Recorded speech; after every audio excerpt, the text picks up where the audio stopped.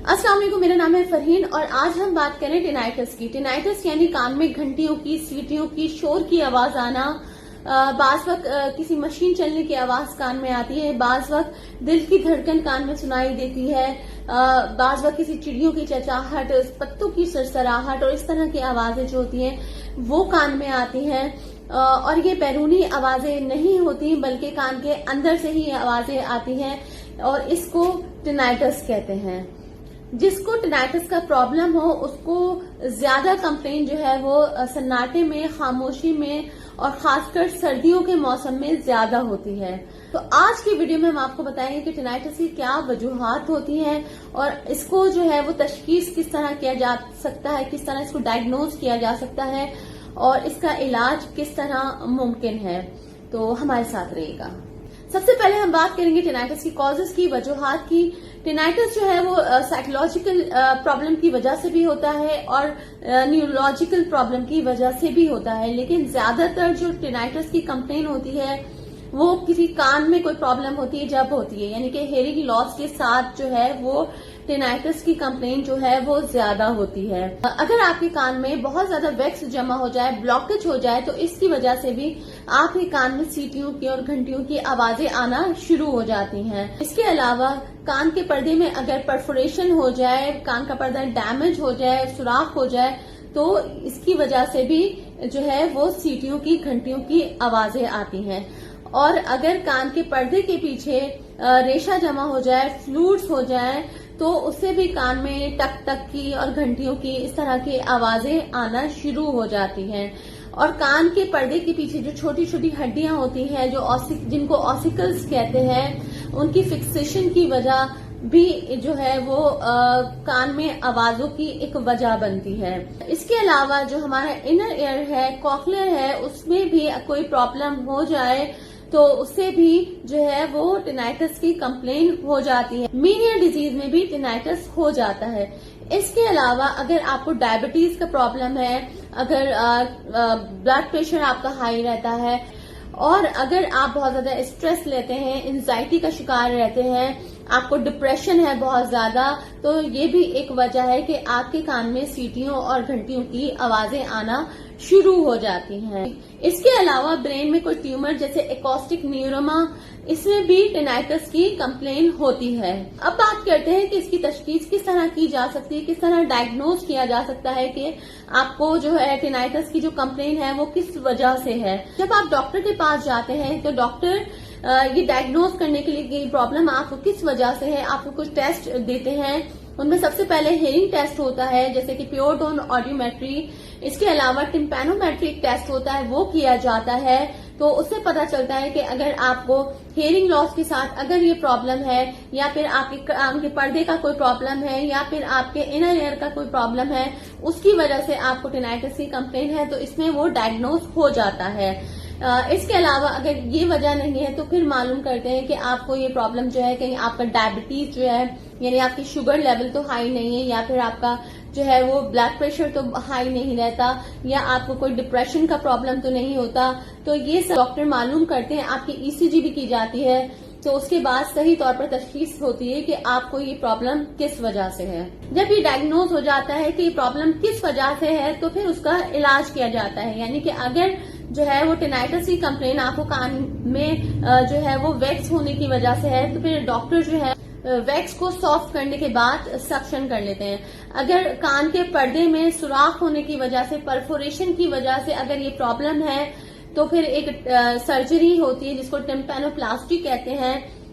उसके बाद आपके कान का पर्दा जो है वो रिपेयर हो जाता है, तो उसके बाद भी आपका ये प्रॉब्लम ठीक हो सकता है।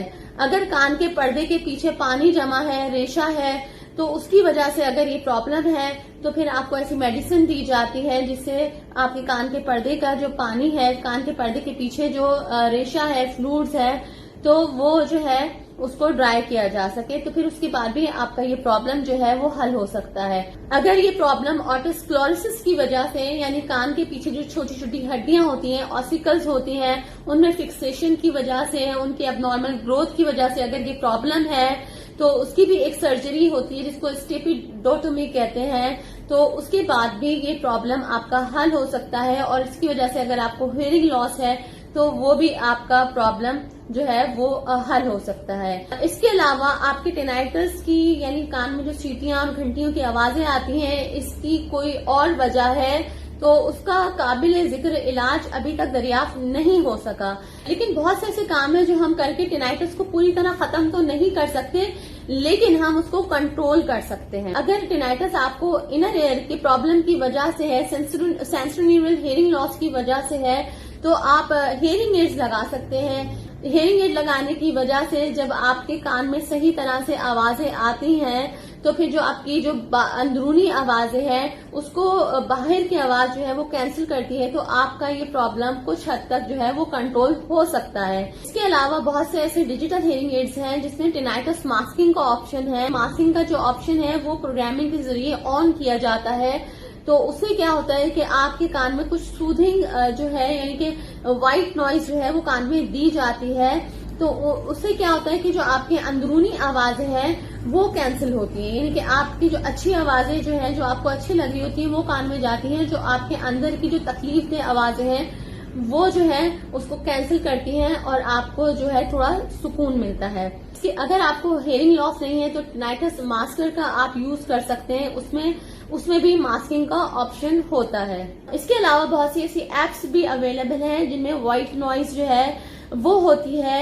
बहुत सी यूट्यूब पर वीडियोस हैं कि जहां से आपको जो व्हाइट नॉइज यानी जो ऐसी बारिश की आवाजें और इस तरह की जो आपके कानों को अच्छी महसूस हो इस तरह की आवाजें होती हैं, तो वो आप जो है वो सुन सकते हैं। तो उससे जो है आपकी जो ये टिनाइटिस की जो आवाजें हैं इससे जो है वो उनकी कैंसिलेशन हो सकती है।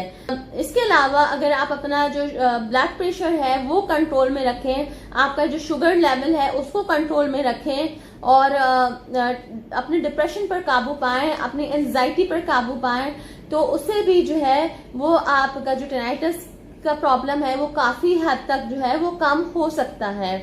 क्योंकि आप जितना ज्यादा स्ट्रेस लेते हैं, जितना कि उसके बारे में सोचते हैं, क्योंकि जो टिनाइटिस है, जो ये शोर की आवाजें कानों में आना है, ये खुद से एक बहुत बड़ी डिप्रेशन की एक वजह होती है कि आप इस जो मुस्तकिल आवाजें आपके कान में आती रहती हैं तो आप उससे भी मजीद डिप्रेशन का शिकार होते हैं। तो उसके लिए आपको यही मशवरा दिया जाता है कि उसके बारे में आप कम से कम सोचें। जितना आप उसके बारे में सोचेंगे इतना ज्यादा आपको वो आवाजें महसूस होंगी। आप अपना ध्यान जो है वो कोशिश करके कहीं और डाइवर्ट करें। इस तरह मशवरा दिया जाता है कि आप जो है वो जो म्यूजिक, अगर रात को नींद नहीं आ रही है आप म्यूजिक सुनते हैं तो आप कान में म्यूजिक सुन सकते हैं।